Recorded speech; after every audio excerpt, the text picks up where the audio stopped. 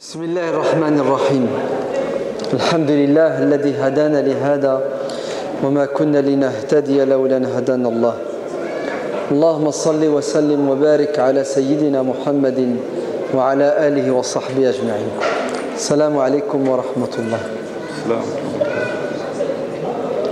Donc l'éthique de la divergence ou comment gérer les divergences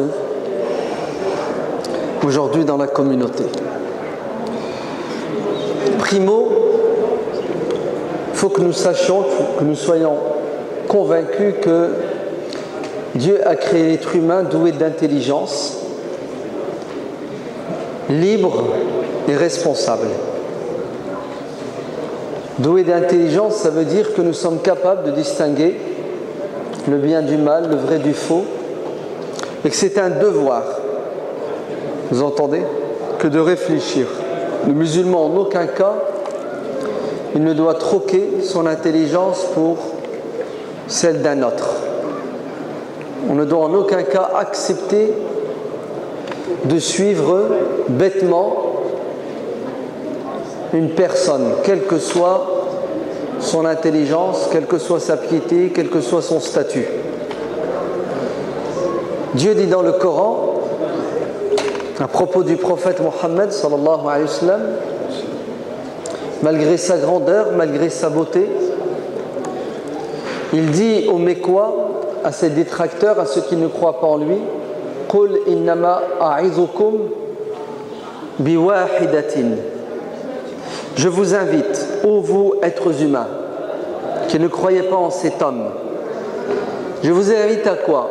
À le suivre bêtement, à boire ses paroles sans réfléchir.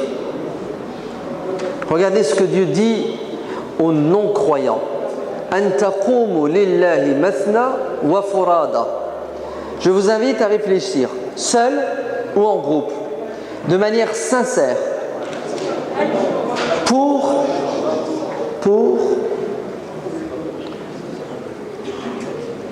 être convaincu ou non que cet homme est bien un messager. Thumma tatafakkaru.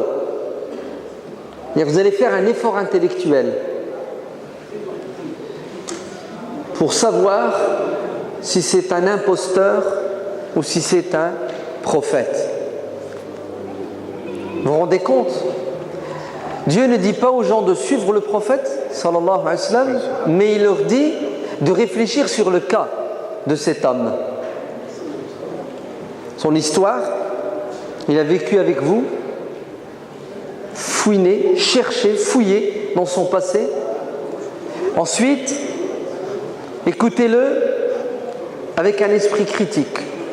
Et s'il dit vrai, suivez-le. Si c'est un possédé, si c'est un menteur, si c'est un imposteur, alors éloignez-vous de lui. Vous vous rendez compte? Regardez ce que Dieu nous demande de faire. Au sujet de qui? Au sujet de la meilleure des créatures. Mieux, vous savez ce que Dieu nous demande par rapport au Coran? Il nous dit de ne pas accepter la vérité coranique sans l'avoir passée au crible de la critique.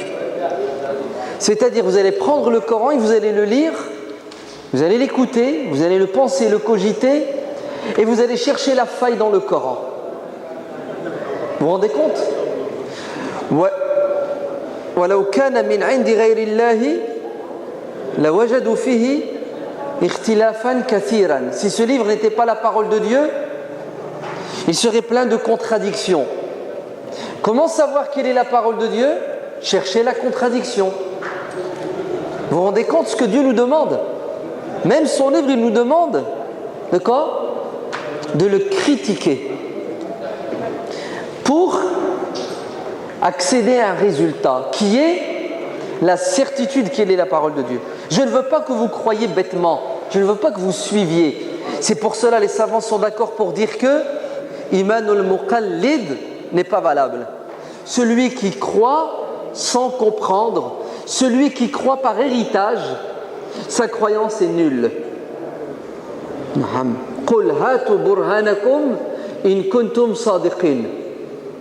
Si ce que vous dites est vérité, alors donnez la preuve.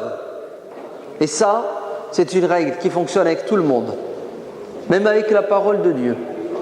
Donnez-moi la preuve quelle est la parole de Dieu et je la suis. Donc vous voyez comment notre religion nous appelle à quoi? Elle nous appelle à l'indépendance intellectuelle. Le mimétisme, singer l'autre, est un crime contre l'intelligence. Et le prophète sallallahu alayhi wa sallam n'a pas éduqué ses compagnons dans le mimétisme. Il leur a dit « Wattinu anfusakum, la takunu imma'a » ne soyez pas des suiveurs. Ayez votre indépendance intellectuelle, culturelle. Si les gens font du bien, nul grief à faire du bien avec eux. Mais s'ils se plantent, ne les suivez pas. Même vos parents, avec tout le respect qu'on doit à nos parents et l'obéissance qu'on leur doit, cette obéissance a une limite. Vous savez laquelle?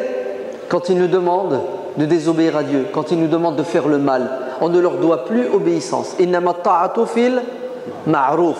Vous devez obéir, vous devez faire plaisir, vous devez suivre à une condition, il faut que ça aille dans le bon sens. Donc, Dieu nous a donné l'intelligence. Et cette intelligence, on ne doit pas la troquer. On doit la garder. Et d'ailleurs, on sera jugé en fonction de l'aql. Celui qui n'a pas de aql, capacité de penser, de réfléchir, il n'est pas responsable. Il est fou. Il va direct au paradis. Oui. Par contre, ceux qui peuvent penser, réfléchir et qui ne veulent pas réfléchir et qui ont fait le choix de suivre bêtement, ceux-là, le jour de la résurrection, se mordront les doigts et pour se justifier, ils diront « Seigneur, ce n'est pas de notre faute, c'est la faute de nos supérieurs. Nous les avons suivis. C'est la faute de nos parents. Nous les avons suivis. » Et Dieu dira « Awalaw kana aba'uhum la ya'qiluna shay'an » Comment? Vous suivez vos parents alors que vos parents sont bêtes, alors que vos parents sont incultes, alors que vos parents sont dans l'égarement. C'est quoi cette alibi que vous avez? Même Shaitan va se rebeller contre nous. Quand on dira « Ya Allah, c'est pas de notre faute, c'est la faute de Shaitan », Shaitan nous dira « Écoutez, je vous ai envoyé une carte d'invitation, vous avez répondu, vous assumez. N'accusez pas Shaitan. Vous avez un aql, vous avez intérêt de le préserver. C'est pour ça que l'islam interdit l'alcool et toutes les drogues. C'est pour ça que l'islam interdit l'ignorance, combat l'ignorance. Dieu n'aime pas trois choses. Cette religion est venue combattre trois choses. L'ignorance, le jahl. Deuxièmement, le taqlid, suivre bêtement. Et troisièmement, al-hawa, la passion, qui aveugle la raison. Et Dieu nous a créés libres. On ne doit pas accepter le statut d'esclave, physique et intellectuel. On ne doit pas penser par procuration. Tu réfléchis à ma place. Tu mâches le boulot et tu me le dis. Non, ça ne marche pas comme ça. Tu dois rester libre, car rien de pire si ce n'est qu'être esclave. D'ailleurs, c'est interdit. On doit être soumis à Dieu totalement, sans condition. Quant aux humains, nous devons garder notre liberté. Parce que si tu troques ta liberté, c'est-à-dire tu acceptes de devenir l'esclave de quelqu'un, l'islam considère cela comme de l'adoration. Tu adores la personne. Comme le prophète alayhi salam l'a dit à Adi ibn Abi Hatim, quand il a été choqué par le verset du Coran qui dit que les gens du livre ont pris leur supérieur religieux comme seigneur. Adi a dit, prophète, on ne les adore pas, nos supérieurs. Le prophète a dit, bien sûr que vous les adorez, puisqu'ils vous rendent licite l'illicite et vous rendent illicite le licite. C'est-à-dire, vous les suivez sans esprit critique, donc vous les adorez. Ainsi, il est très important de partir sur ces bases.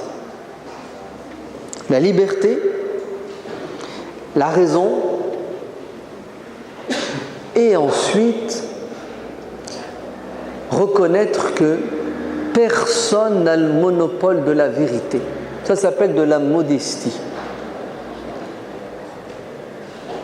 Tout ce que nous pensons, tout ce que nous disons, tout ce que nous faisons est sujet à la critique, à l'erreur. Tout le monde se trompe. Personne ne peut prétendre détenir la vérité. C'est pour ça que Dieu fasse miséricorde à l'imam Shafi'i, rahimahullah, qui disait que mon opinion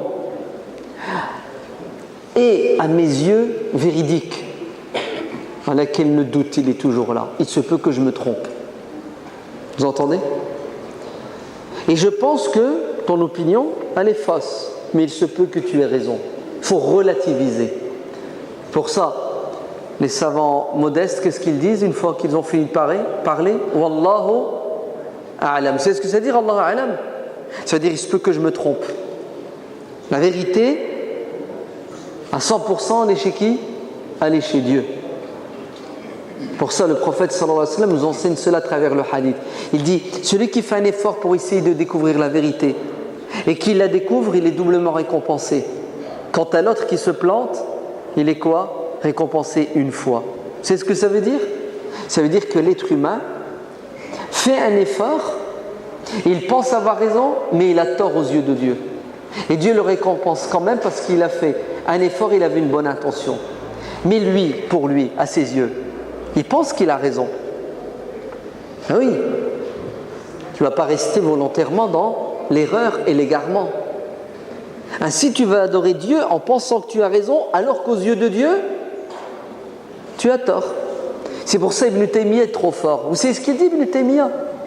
Il dit, vous savez, toutes ces tendances qui existent, qui ont toujours existé, et qui existent et qui existeront toujours dans la communauté musulmane et toutes les communautés. C'est intrinsèque à la nature de l'homme. Vous savez, toutes ces tendances, tous ces courants, allez, on va les appeler toutes ces sectes. Écoutez bien, nous n'avons pas le droit de dire qu'un tel est mécréant ou égaré. Pourquoi? Parce que la personne là, que tu veux taxer d'égarée, de mécréante, à ses yeux, elle est quoi? Elle est bien guidée, elle est croyante. C'est logique. Elle est convaincue qu'elle a raison. Et à l'inverse, toi, qui penses le contraire, tu es aussi convaincu que tu as raison. Est-ce que tous les deux peuvent avoir raison alors que tous les deux pensent différemment? Deux choses contraires et contradictoires. Ah, c'est une question, hein? Pas mal, hein? Ben, vous savez, nos savants l'ont étudié, cette question. Et vous avez deux avis. Et parmi les deux avis, il y a ce qu'on appelle al-musawwiba. C'est-à-dire ceux qui disent que les deux ont raison. Bien que les deux se contredisent. Pourquoi? Parce que chacun pense avoir raison. Et sur terre, chacun pense détenir la vérité. Là-haut, quand Dieu tranchera, l'un des deux découvrira qu'il n'avait pas tout à fait raison. Mais sur terre, chacun pense détenir la vérité et chacun va adorer Dieu à la lumière de ce qu'il croit être vrai. Et les deux vont entrer au paradis, Inch'Allah. Les deux vont entrer au paradis. Parce que leur intention, c'était quoi? C'était d'adorer Dieu dans la vérité, bien que l'un des deux se soit planté. C'est ce que dit Ibn Taymiyyah, c'est le résumé de sa pensée. Au début, dans sa jeunesse, il était un peu plus dur. Il distribuait les hadaï les garés. Avec la sagesse, avec le recul. Non. C'est ce qu'il a dit. Il a dit, ne vous précipitez pas. Ouais. Les musulmans, Inch'Allah, sont sur le droit chemin. Et le mujtahid, celui qui fait un effort intellectuel pour adorer Dieu dans la vérité, conformément à sa volonté, est récompensé dans les deux cas de figure. Toi, tu penses qu'il se trompe, mais lui, il ne pense pas qu'il se trompe. Pourquoi tu veux qu'il change d'avis? Tu ne l'as pas convaincu. Et d'ailleurs, il lui est demandé d'adorer Dieu à la lumière de sa conviction, pas la tienne. C'est pour ça, ceux qui disent « Non, non, non, celui-là il est égaré parce qu'il a opté pour tel avis. Se trompe. Pourquoi? Parce que toi, ton avis, il est le fruit de ta réflexion, de ton intelligence, de ton effort intellectuel. Au nom de quoi ton effort serait supérieur au sien? Au nom de quoi? Au nom de quelle logique le sien devrait disparaître et le tien rester? Ça, celui qui pense comme ça, c'est celui qui a été éduqué et élevé dans l'intolérance, celui qui est imbu de sa personne, celui qui a été à l'école de l'Inquisition. Vous entendez? L'Inquisition.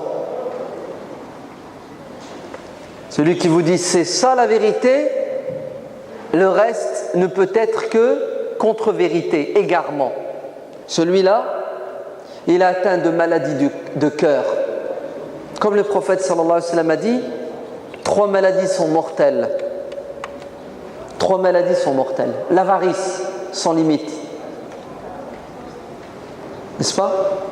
Secondo, celui qui suit ses passions. Et tertio, celui qui est imbu de sa personne et qui pense avoir toujours raison et qu'il détient éternellement la vérité.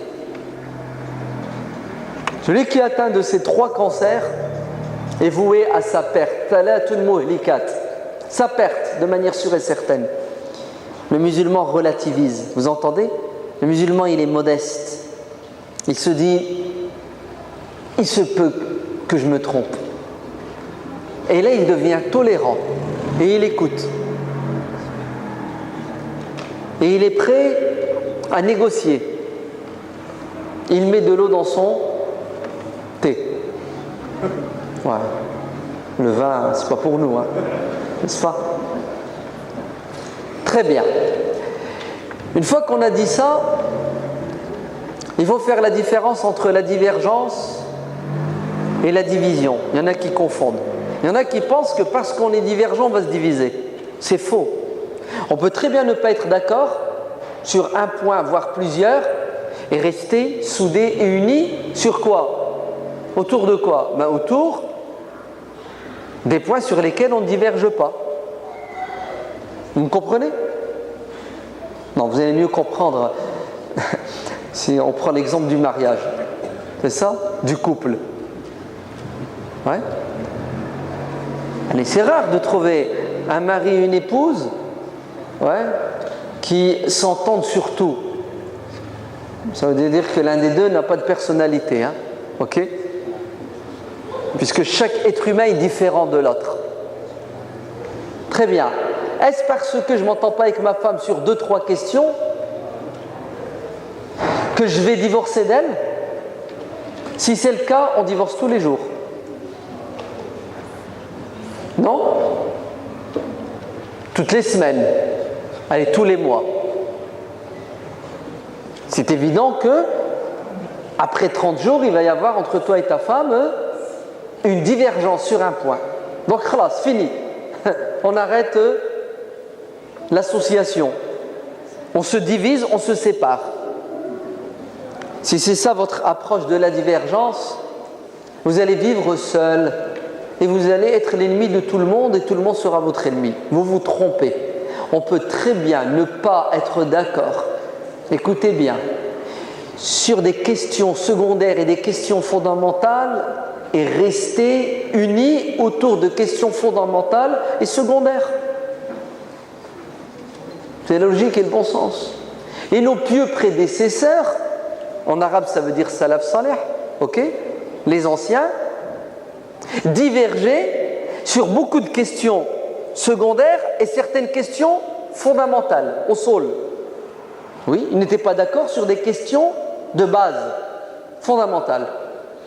Quant aux questions secondaires, les branches et le furu', c'est la règle. Ils divergeaient sur beaucoup de questions secondaires. Alors, sommes-nous condamnés à la division? Pas du tout, puisque le Coran vient nous avertir en nous disant « Wa'tasimu bihablillahi wala tafarraqu, restez unis. Ne vous divisez pas. Et quand on dit rester unis, ça ne veut pas dire arrêter de penser et de réfléchir.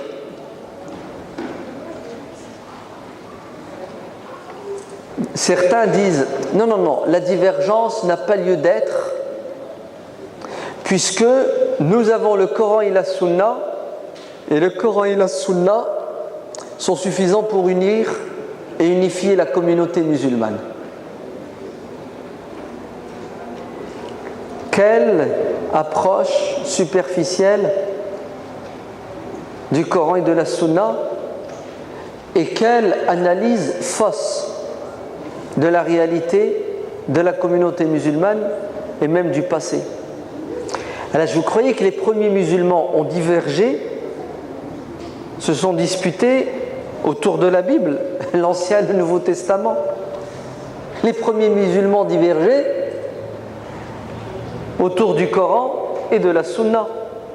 Pour la simple et unique raison, c'est que Dieu a voulu que les musulmans comprennent le Coran différemment.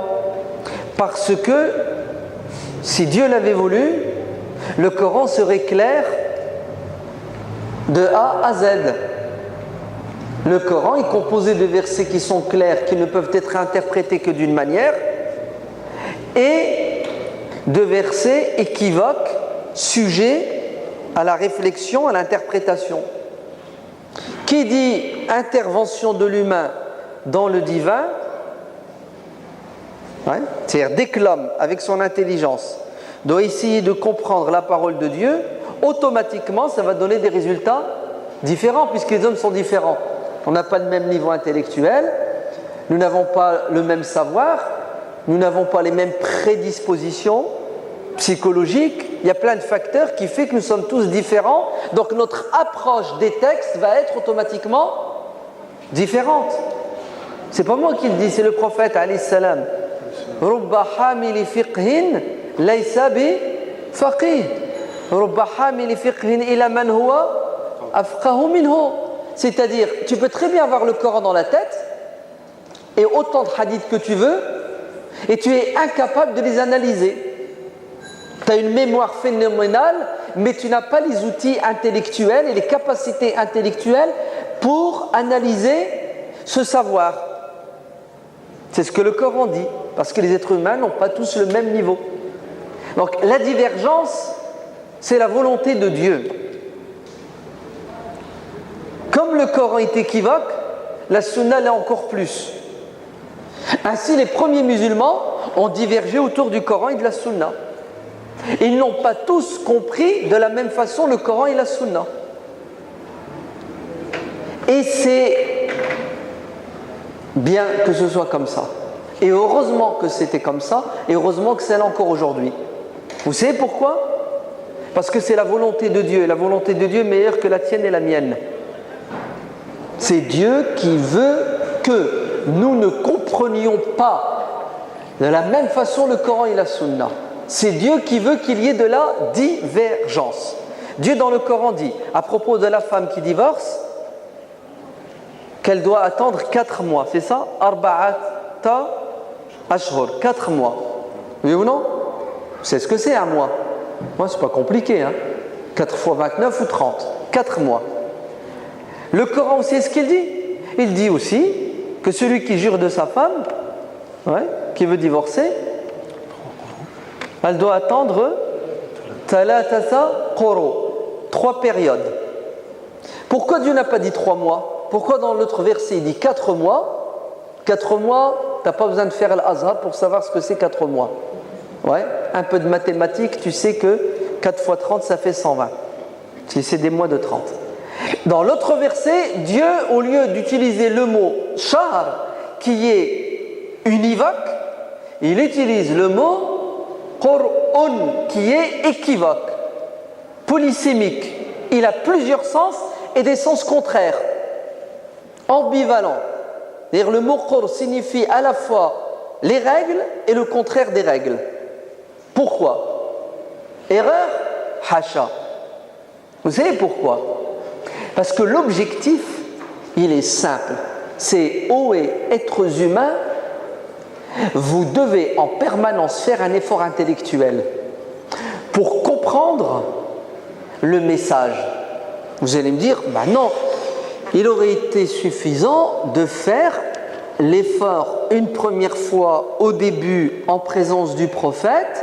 Les sahaba font un effort, le prophète les corrige, le prophète lui-même explique et l'affaire est classée et on arrête là, la dispute, la divergence. Oui ou non? C'est mieux.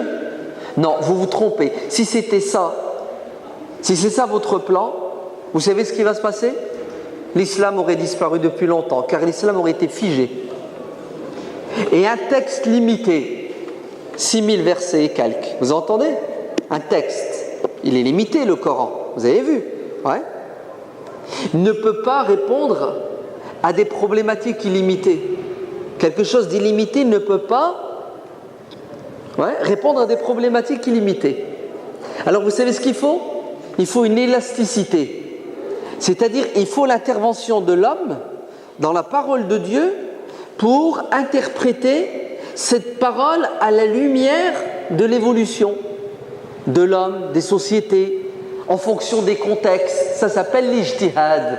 Et c'est ça qui fait la grandeur et la force de l'islam. Pourquoi l'islam est toujours d'actualité? Parce que l'islam a une capacité d'adaptation sans limite. Grâce à quoi? Vous savez grâce à quoi?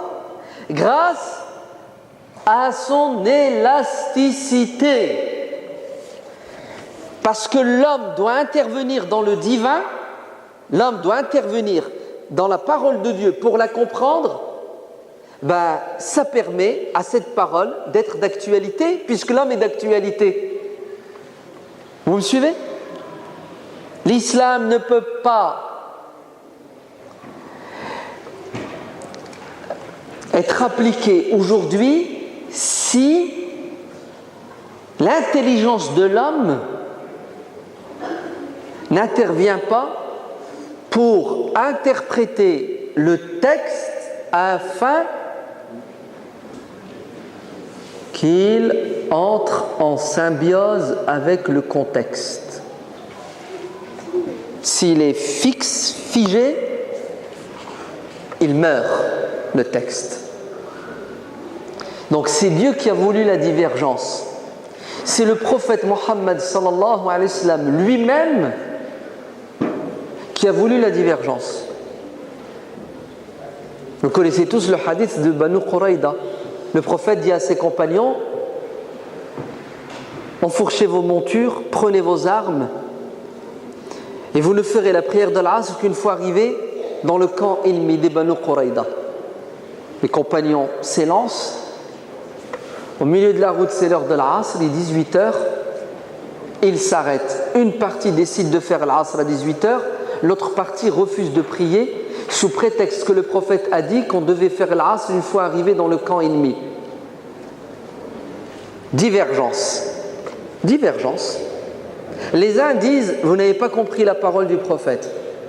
Le prophète, en fait, quand il s'est exprimé de la manière, c'était pour nous inciter à accélérer le pas afin d'arriver le plus tôt. Les autres disent: oh non, si le prophète avait cette intention, il nous aurait dit: dépêchez-vous pour arriver chez les Banu Quraïda, point final. Et les compagnons vont quoi? Vont se disputer, vont diverger. Une partie fait l'Asr à l'heure, continue la route. L'autre partie fera l'Asr après l'heure de l'Asr, le soleil couché. Quand le prophète sallallahu alayhi wa sallam les rejoint, vous savez ce qu'il va faire? Il ne condamnera ni l'un ni l'autre des deux camps. Pourquoi il ne les condamne pas? Parce que tous les deux ont fait un effort pour comprendre un ordre prophétique. Résultat opposé, différent. C'est incroyable, hein? C'est pour ça, ceux qui vous disent le Coran et la Sunna, plus de problème, on va être des frères, on va tous être unis. Ah ouais, c'est la Sunna qui les a divisés. Non? Enfin, les Sahaba là, quand ils sont partis, qu'est-ce qui les a divisés? Un hadith, une Sunna. Le prophète leur a dit: Résultat, ils se sont divisés. Ah, le Coran. Il n'y a pas des versets qui donnent des résultats contraires et contradictoires. Donc, la divergence, c'est quelque chose qui est voulu par Dieu. C'est quelque chose qui est intrinsèque à la nature de l'homme. Nous n'avons pas le même cerveau, la même intelligence, la même formation psychologique, même niveau social. Il y a plein de facteurs qui font que le résultat ne peut être que pluriel. C'est une vérité. Mieux, c'est une nécessité pour la pérennité de la religion et son adaptabilité à toutes les sociétés, à toutes les époques, à toutes les circonstances. Ok? Stop. Objection. Je ne suis pas d'accord. Dieu dit dans le Coran « وَلَا يَزَالُونَ مُخْتَلِفِينَ إِلَّا مَنْ رَحِمَ رَبُّكَ » Ils ne cesseront de diverger. Ils ne cesseront d'être dans la divergence. Sauf ce que Dieu aura choisi et il leur fera miséricorde. Ceux-là, ils ne seront pas divergents. Je répète le verset. Écoutez bien. Vous allez diverger, vous allez vous diviser, mais il y a une partie qui va être unie. Et vous savez pourquoi elle sera unie, cette partie? Parce que Dieu l'aime bien, il lui fait miséricorde. Qu'est-ce que ça implique? Ça implique que l'union et l'unité est synonyme de miséricorde. La divergence et la division sont synonymes de malédiction, d'après le verset du Coran de la sourate Hud. C'est ça? Je ne comprends plus rien là. Il y a 5 minutes, tu vas nous dire que la divergence, c'est Allah qui la veut. La divergence, elle est naturelle et normale. C'est la sunna qui la veut. Et maintenant, tu fais un croche-pied. Fais gaffe, il est minuit. Hein. 1h dimanche. 1 heure. Vous avez vu, quand on n'a pas la science et la connaissance, on rentre dans un mur direct. Ce verset ne parle pas de la divergence qui existe entre les musulmans. Ce verset parle de la divergence et la division inhérente à qui? À l'humanité. Allah a créé l'être humain libre d'être croyant, de ne pas l'être. Les êtres humains ne cesseront de diverger au sujet de la vérité avec un grand V. Certains croiront, certains ne croiront pas en Dieu. Ceux qui ne croiront pas en Dieu, tant pis pour eux. Ceux qui croiront en Dieu seront baignés dans la miséricorde divine. Ça va, vous avez mieux compris maintenant? Très bien. Donc, la divergence, elle est là. Les compagnons du prophète, nos pieux prédécesseurs, les salaf salih, étaient les premiers à avoir divergé. Du vivant du prophète, sallallahu alayhi wa sallam, et le prophète intervenait pour donner raison à qui il fallait. 2 compagnons sont en voyage. Ils doivent faire les grandes ablutions pour faire la prière. Ils n'ont pas d'eau, ils font le tayammum. Voilà qu'ils trouvent de l'eau après la prière. L'un des deux fait les ablutions et recommence sa prière. Quant au premier, c'est ce qu'il a dit. Il a dit, j'ai fait ma prière. Au moment où je l'ai faite, j'avais pas d'eau. J'ai fait les ablutions sèches. Je suis dans une logique implacable. Ils rentrent à Médine, ils exposent les faits au prophète. Le prophète sallallahu alayhi wa sallam dit à celui qui n'a pas recommencé la prière, bien qu'il ait trouvé de l'eau, et c'était encore l'heure de la prière, qu'il a tapé dans le mille. Asabta sunnah. Super. Et il a dit à l'autre, tu auras une autre récompense. Tu as fait la prière 2 fois, tu n'as pas perdu ton temps, tu as fait du bien, Dieu te récompensera 2 fois. Quant à l'autre, Dieu le récompensera 100 fois peut-être, puisque lui, il est resté dans la bonne compréhension, la bonne pratique. Donc vous voyez que les compagnons, bien qu'ils avaient le Coran, bien qu'ils avaient la Sunna, il suffisait qu'ils s'éloignaient un peu du prophète et qu'ils rencontraient des problématiques, chacun apportait une solution à la lumière de quoi? Ils avaient le Coran et la Sunna. Pourquoi est-ce qu'ils ne donnaient pas la même réponse, la même solution à la problématique? Parce que chacun va analyser la situation et apporter la réponse à la lumière de quoi? De son intelligence, à la lumière de sa construction, de la construction psychologique de son cerveau. L'imam Haroun Rachid, le calife Haroun Rachid, ou Abu Ja'far, non Haroun, peu importe, bref, a dit à l'imam Malik, tu vas me compiler, ouais, tu vas me compiler quoi? Tu vas me ramasser les sentences, les dires des Sahaba, ok, un livre de jurisprudence, mais s'il te plaît, tu évites de mettre dans ce livre quoi? Shada'idu Abdullah ibn Umar wa Rukhas Abdullah ibn Abbas wa Shawadh Abdullah ibn Mas'ud. 3 compagnons, 3 caractères différents.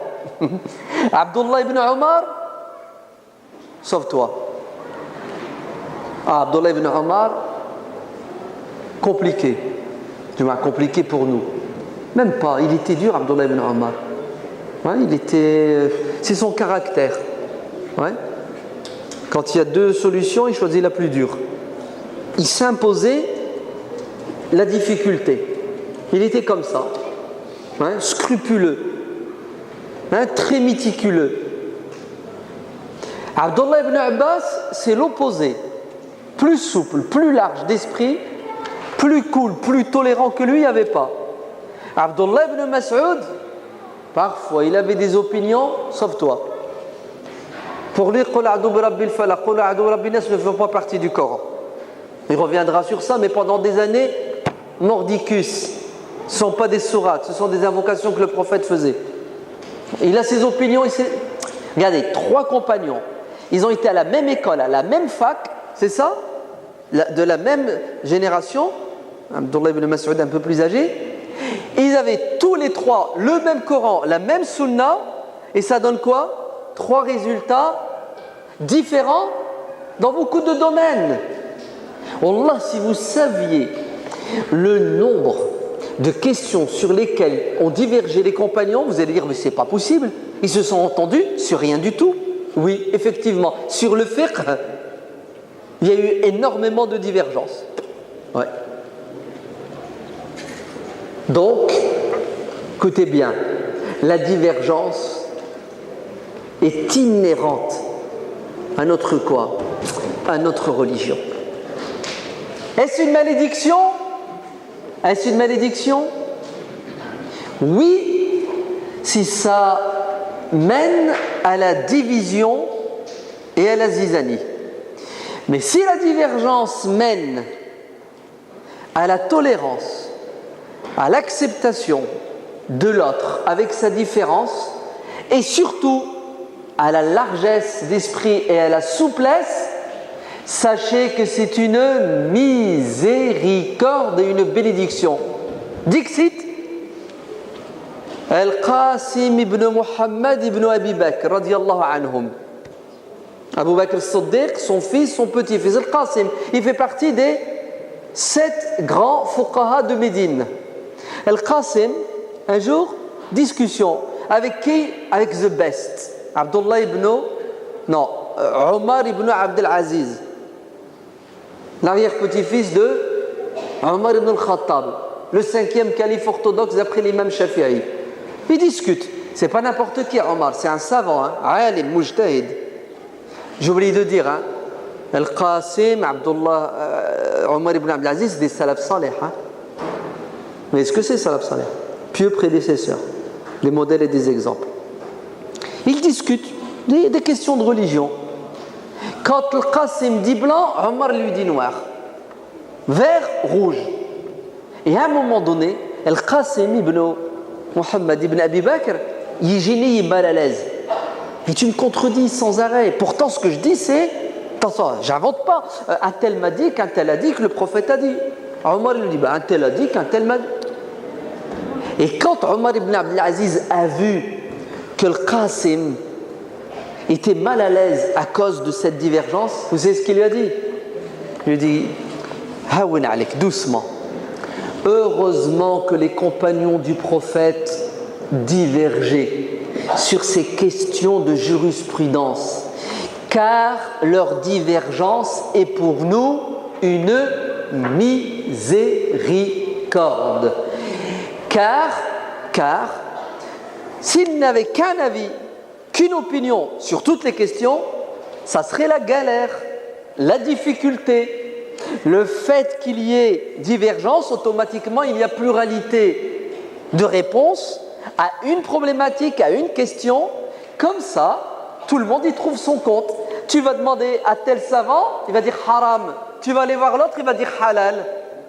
C'est le top, c'est super. L'un te dira c'est déconseillé, l'autre va te dire il n'y a pas de problème, tu peux le faire.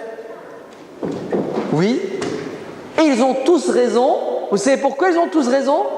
Parce qu'ils ont tous fait un effort intellectuel, de manière intelligente et sincère pour comprendre la parole de Dieu et du prophète. Qui oserait dire que Omar ibn Abdelaziz était égaré ou Al-Qasim ibn Muhammad était égaré? Qui oserait dire qu'Abu Hanifa ou l'imam Malik étaient égarés? Parce qu'ils ont interprété des versets de manière différente. Allez, l'imam Abu Hanifa dit ça de ce verset du Coran, l'imam Malik dit le contraire. Allez, dites-moi l'un des deux est égaré. Dites-moi l'un des deux est contre le Sunnah, contre le Coran. L'imam Malik dit de tel hadith, j'en veux pas, je le mets au congélateur, je le raye de ma liste de hadiths. Et l'imam Shafi'i dit le contraire. Allez, dites-moi que l'imam Malik est un égaré. Dites-moi que l'imam Shafi'i se trompe. Non. Ce que vous devez comprendre, c'est que l'imam Malik et l'imam Shafi'i, Abu Hanifa, Ahmad ibn Hanbal et tous ces gens-là ont compris que cette religion, ouvrez bien vos oreilles, est une religion qui a une capacité d'adaptation extraordinaire. L'adaptation, elle est due à quoi? Elle est due au fait que les textes sont sujets à l'interprétation. Qu'est-ce que ça donne comme résultat? Un panel d'avis et de solutions pour que tout le monde y trouve son compte en fonction de sa situation. Et on pourrait citer des dizaines et des centaines d'exemples. La divergence est une fatalité. Vous entendez? Et qu'on ne vous dise pas, aujourd'hui, la divergence peut très bien disparaître parce que nous avons le Coran et la Sunna. Rigolo. Il n'avait pas le Coran et la Sunna jadis? Il l'avait pas? Il l'avait.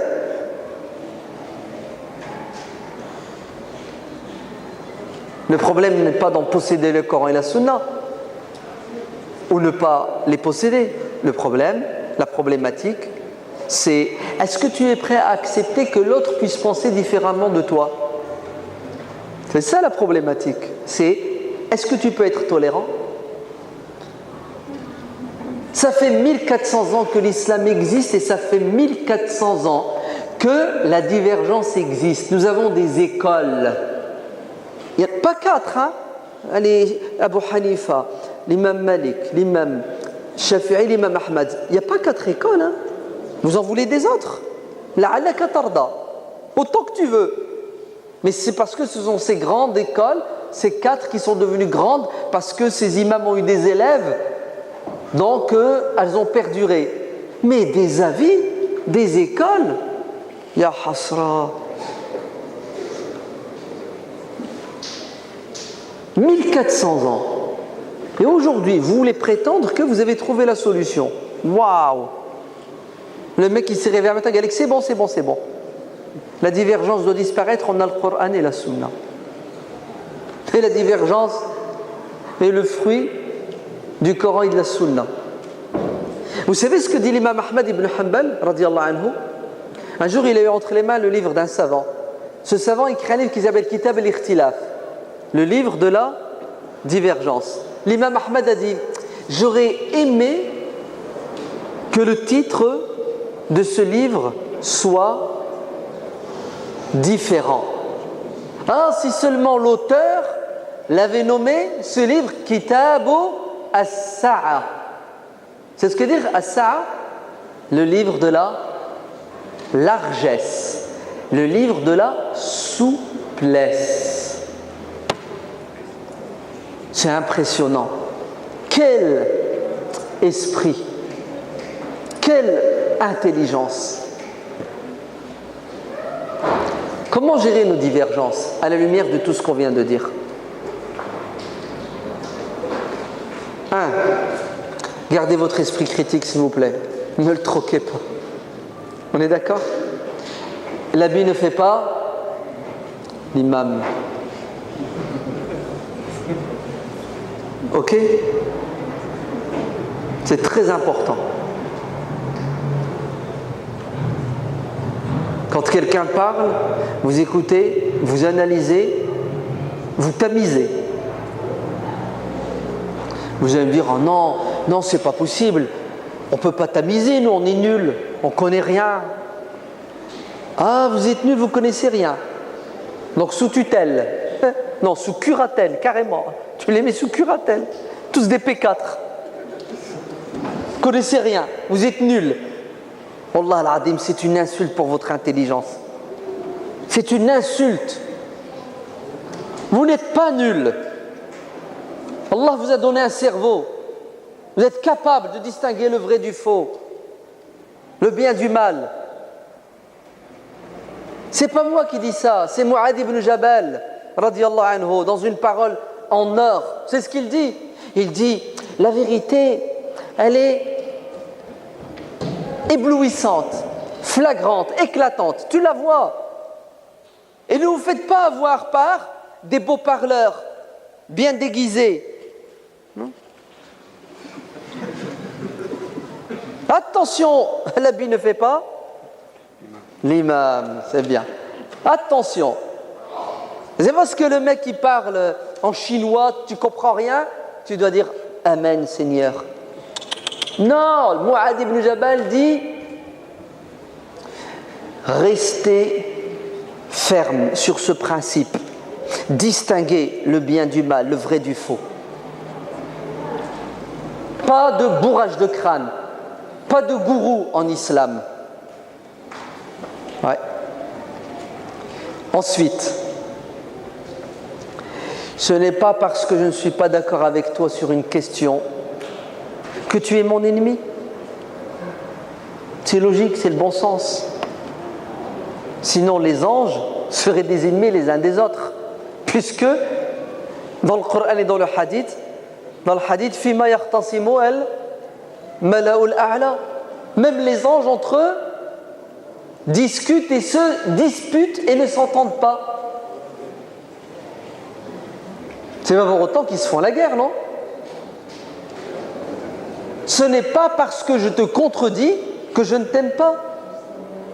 Wallah, tu verrais comment les musulmans y pensent et agissent. Yahri, oui, je t'en prie, vas-y, parle.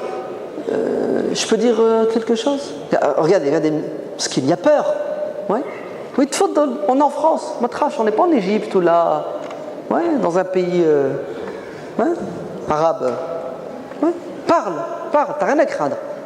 Et une fois qu'il a parlé, Emskin qu'il a osé dire le contraire de ce que tu dis, vous savez comment sa conclusion? Smahliya, excuse-moi, s'il te plaît, pardonne-moi, j'ai osé dire ce que je pense. Et ce que je pense n'est pas tout à fait en cohésion avec ce que tu penses. Smahli. Wallah man smahlik. Pourquoi tu veux que je te pardonne? Tu ne m'as pas fait de mal. Chez les Arabes, quand tu dis le contraire de ce que l'autre pense, il doit demander pardon. Parce qu'il a été éduqué comme ça, dans la dictature intellectuelle. Parle, tu vas voir. Déjà, ton père, tu n'oses pas lui parler. D'ailleurs, il ne te parle même pas. Il te regarde. À toi de lire dans ses yeux. Et si tu ne sais pas lire, t'es mort. T'es mort. Oui? Et je ne vous parle pas de la dictature. Hein. Celui qui a été élevé comme ça, celui qui n'a pas été élevé dans l'échange, hein, la critique. Wallah, même malheureusement, l'école publique est tombée plus ou moins dans cette dérive. Ouais. Le prof, il vient, il parle, et puis on prend des notes, on écrit comme si c'était parole d'évangile. Amen. Et tu dois prendre ta leçon par cœur pour avoir une bonne note. Le seul endroit où on se permet de discuter, c'est en cours de philo. Le problème, c'est qu'on n'aime pas la philo. N'est-ce pas? Donc on fait rien en philo. Les autres cours, c'est bouffe, avale et recrache. Rumine même pas. Attention si tu rumines. Résultat, le jour où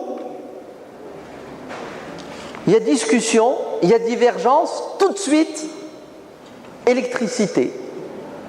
On part dans la dispute, dans les cris, dans la bagarre. Parce que c'est une question d'éducation. Donc, Allah yabarak fikoum. Dites ce que vous pensez. Secondo, acceptez que l'autre ne pense pas comme vous. Wallah, on comprend mal le Coran, on ne le comprend même pas. Est-ce que vous vous rendez compte, Dieu parle avec le diable. Normalement, Dieu c'est la vérité. Le diable ne peut être que le mensonge. Oui ou non? Est-ce que vous vous rendez compte, Dieu lui donne le micro, il lui dit tiens, explique-toi, parle. Dieu sait très bien pourquoi il a désobéi. Il le sait. Mais pourquoi il le fait parler? C'est une leçon pour nous. Pour que nous acceptions, pour que nous daignions écouter l'autre. Écouter qui? Ton ennemi, le diable, tu l'écoutes. Tu sais pourquoi tu dois l'écouter? Parce que si tu ne lui donnes pas la parole, il ne te la donnera pas. Ne fais pas aux autres ce que tu n'aimerais pas qu'on te fasse. Et en plus, ton ennemi, il peut dire une vérité, ne serait-ce qu'une vérité. Sadaqaka wa huwa kadhub. Le diable, il lui est arrivé de dire une vérité.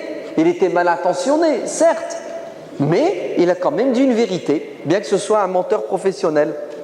Pourquoi alors tu n'acceptes pas que l'autre puisse s'exprimer et penser différemment de toi? Pourquoi ce terrorisme intellectuel? Pourquoi quand tu parles, tu dis c'est ça le haqq? Ça sous-entend? Non.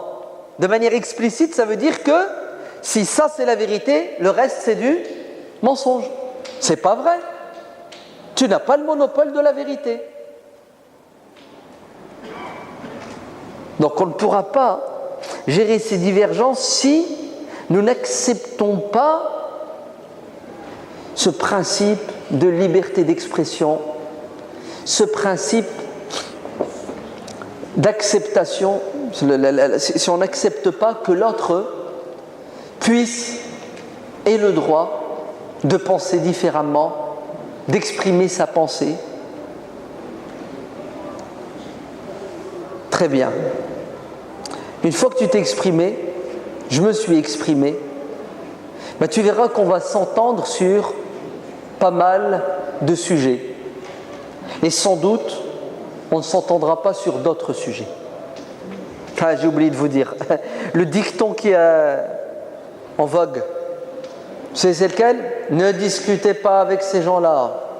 Car Muhammad ibn Sirin et Hassan al-Basri ont dit dans les sunans de l'imam Tirmidhi, sahih, que ne discutez pas avec les égarés, car ils vont vous égarer. C'est ça? Hakada. Ne vous asseyez pas avec eux, ne discutez pas avec eux et ne polémiquez pas avec eux. Parce qu'ils sont dangereux, ils vont vous égarer. Et ils ont pris cette parole de ces deux imams extraordinaires Et puis, ils ont collé l'étiquette sur le front de toute personne qui ne pense pas comme eux. Ah ben oui, tu ne penses pas comme moi, donc tu es égaré, puisque c'est moi qui ai la vérité. Wallah, si ça, c'est pas de l'orgueil, dites-moi alors c'est quoi l'orgueil? Mais que voulez-vous? Beaucoup de ces gens pensent avoir reçu la révélation, le Coran et la Sunna. J'ai le Coran et la Sunna, donc c'est bon. J'ai la révélation, puisque j'ai la révélation, tu ne peux pas avoir la vérité. Vous savez de qui parle Hassan al-Basri, Mohammed ibn Sirin? Il ne parle pas de la communauté musulmane bien guidée qui diverge sur des milliers de questions. Il parle de ceux qui sont sur la touche. Et celui qui n'est pas armé n'a pas à aller vers ces gens-là, puisqu'il n'a pas les outils pour pouvoir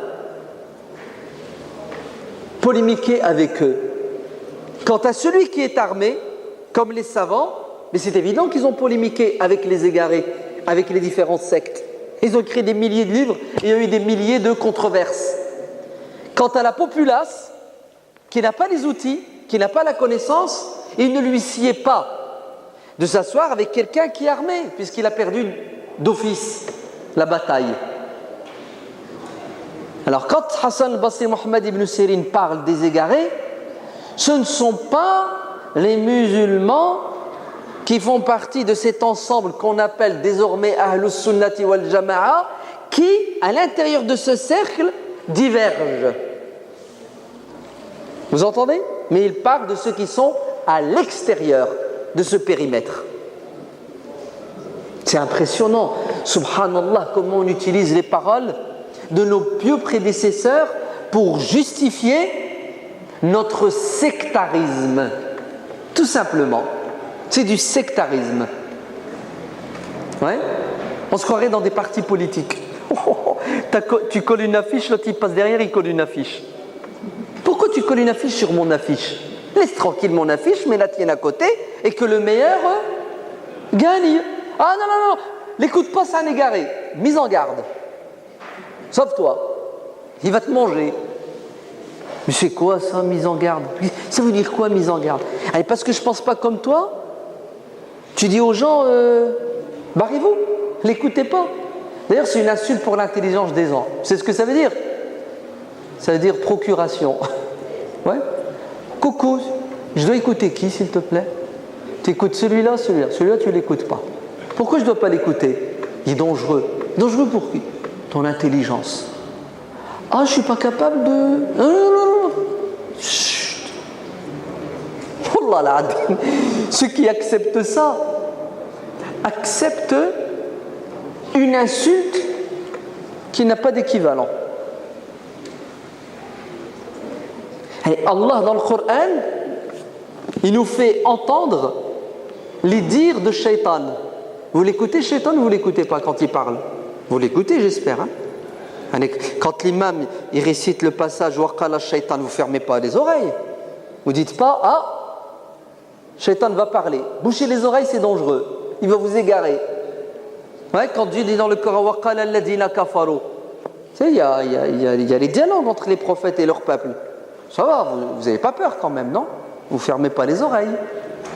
Choufou, subhanallah, comment nous gérons nos divergences?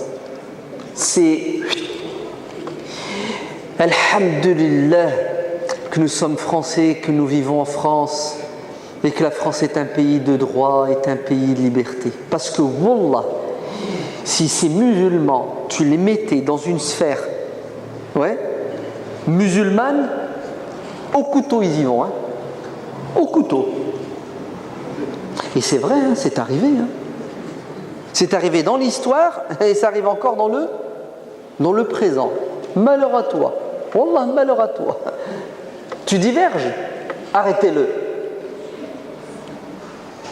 Juge est parti. Le mec, t'es pas d'accord avec moi, t'es un égaré. Puisque t'es un égaré, tu es dangereux. Puisque tu es dangereux, je dois préserver la communauté de ton danger.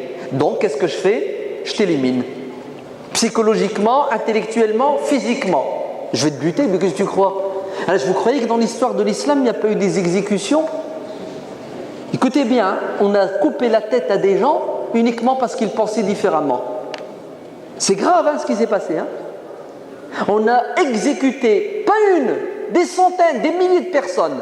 Pourquoi? Parce que, oh là là là là là, ils pensent différemment, ils ont une opinion différente.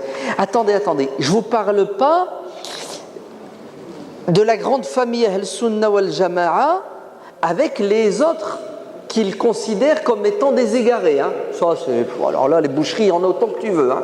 Ok?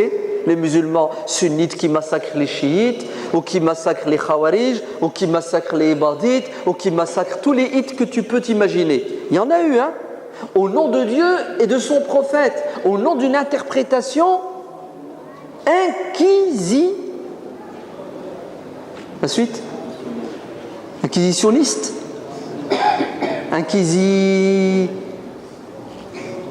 Inquisitoire? Bon, bref, il est 2 heures, ça commence à truc. Il y a une sœur qui attend son frère. Oh, voilà. Il y a une sœur qui attend son frère à la sortie. Il s'appelle Oussama Nourdin. Ismuhu Nourdin. Ah ouais, il s'appelle Nourdin. Donc Nourdin, tu dois sortir, il y a ta sœur qui t'attend à l'extérieur. C'est bon, Nourdin? Le problème, c'est que s'il y a plusieurs Nourdin, on fait comment? Donc les Nourdin, levez la main, il y en a combien? Nourdin qu'il a une sœur qui l'attend. Donc Nourdin qui a une sœur, c'est vrai, on a réduit le champ déjà. Donc Nourdin qui a une sœur, tu sors. Ouais, tu te trompes pas. Hein. Il vaut mieux mettre le nom de famille la prochaine fois, c'est plus, ça évite la divergence. Ouais. Après les disputes.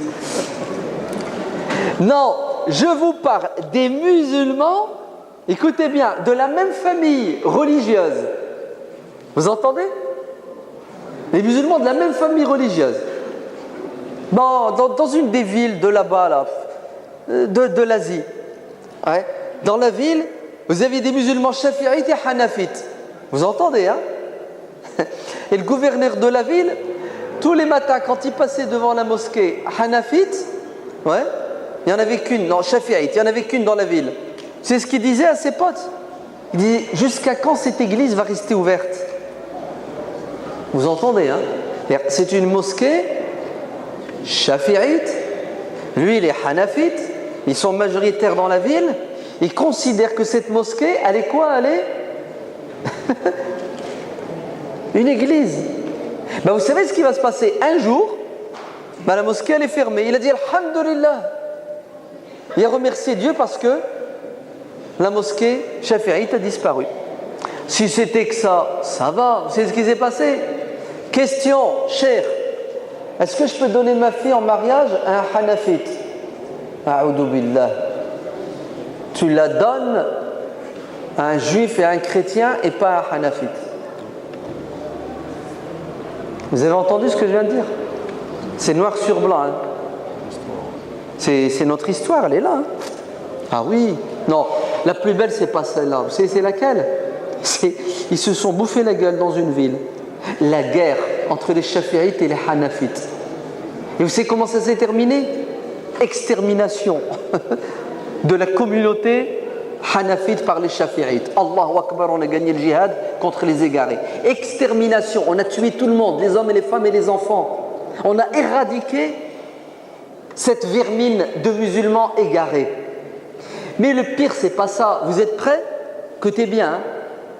Il y a encore quelques années, à la Mecque, Mecca al-Mukarrama, il y avait 4 imams, 4 minbar, 4 adhan, 4 jumu'ah, 4 ce que vous voulez. 4. Ouais. Malikite, Shafi'ite, Hanafite et Hanbalite. 4. Pas un qui prie derrière l'autre. Chacun son imam. Chacun son adhan. C'est beau ou c'est pas beau? Non, c'est pas... C'est terrible ou c'est pas terrible? La mosquée Omeyyade de Damas. 4 minbars. 4 imams, 4 adhan, au choix. Parce que chacun considérait l'autre comme un égaré. Et ma prière n'est pas valable derrière la tienne. Vous avez vu? Quand on ne sait pas gérer nos divergences, ça donne un résultat. Voilà, c'est dégoûtant, exécrable. On va fermer la plaie. On va fermer la plaie? Ben non, elle est ouverte la plaie. Elle est béante aujourd'hui. Le mec, tu dis salam alaikum, il ne te répond même pas. C'est pourquoi il ne te répond pas? Parce que tu n'as pas la bonne barbe. Attends, tu ne fais pas la sunna. T'es mort. T'es mort. Attends, je vais quand même pas dire salam alaikum à quelqu'un qui fait la bid'a. Fais combien ton pantalon? C'est la réalité, hein. C'est la réalité. Voilà. Vous savez comment gérer nos divergences? Comme nous l'a enseigné le grand imam Mohammed Rashid Rida, mort en 1936, un Mour, Pentium 4, père du salafisme moderne, le vrai salafisme, hein? Pas le salafisme malade. Ouais, le vrai salafisme. Mohammed Rashid Rida, retour aux sources. Écoutez bien, vous savez ce qu'il a dit, Mohammed Rashid Rida? Écoutez bien. Qaïda, une règle d'or. نتعاون فيما اتفقنا عليه ويعذر بعضنا البعض فيما اختلفنا فيه. Les choses sur lesquelles nous sommes d'accord doivent nous unir et on doit ensemble agir pour la réalisation des projets communs. C'est clair ou c'est pas clair? Les choses sur lesquelles on n'est pas d'accord, on les gère comment? Chacun pour soi, Dieu pour tous. Tout simplement. Tu fais ce que tu veux, je fais ce que je veux. Tu es libre de faire ce que tu veux, je suis libre de faire ce que je veux. On ne se tire pas dans les pattes. Tu penses avoir raison, je pense avoir raison. On cherche tous les deux à plaire à Dieu, allons dans le même sens. Quand nos chemins se croisent parce qu'on est d'accord, on s'entraide. Entraidez-vous dans la piété et dans le bien. On ne s'entend pas, on reste des frères. On ne devient pas des ennemis. Qu'est-ce que vous pensez de cette règle? Elle est belle ou elle n'est pas belle? Même cette règle, c'est la règle des égarés. Parce qu'elle pousse à l'égarement, car elle justifie l'égarement de l'autre. On n'est pas sorti de l'auberge, moi je vous le dis. Ah oui, si, c'est la règle des égarés, parce que le fait d'accepter que l'autre ne soit pas d'accord avec toi, il y en a un des deux qui a tort.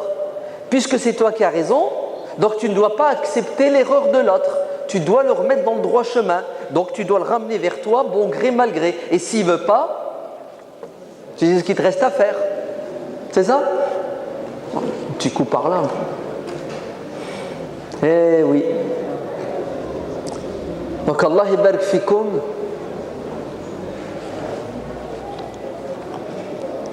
La divergence n'est pas synonyme de division. La division est un péché et un mal dont il faut se repentir et qu'il faut combattre. La divergence est une réalité et une nécessité qui va perdurer jusqu'à la fin des temps. Mais nous devons apprendre à quoi? À nous accepter. Au plaisir de vous revoir, Inch'Allah, une autre fois. Prenez de ce que j'ai dit, ce qu'il y a de bon et de meilleur, de conforme au Coran, à la Sunna. Si, dans ce que j'ai dit, il y a des choses qui sont contraires au bon sens, vous les mettez à la poubelle, gardez votre esprit critique. Wallahu a'lam, walhamdulillahi rabbil alamin. Wassalamu alaikum wa rahmatullah. Subhana rabbika rabbil izzati amma yasifun. Wassalamun ala al-mursalin. Walhamdulillahi rabbil alamin.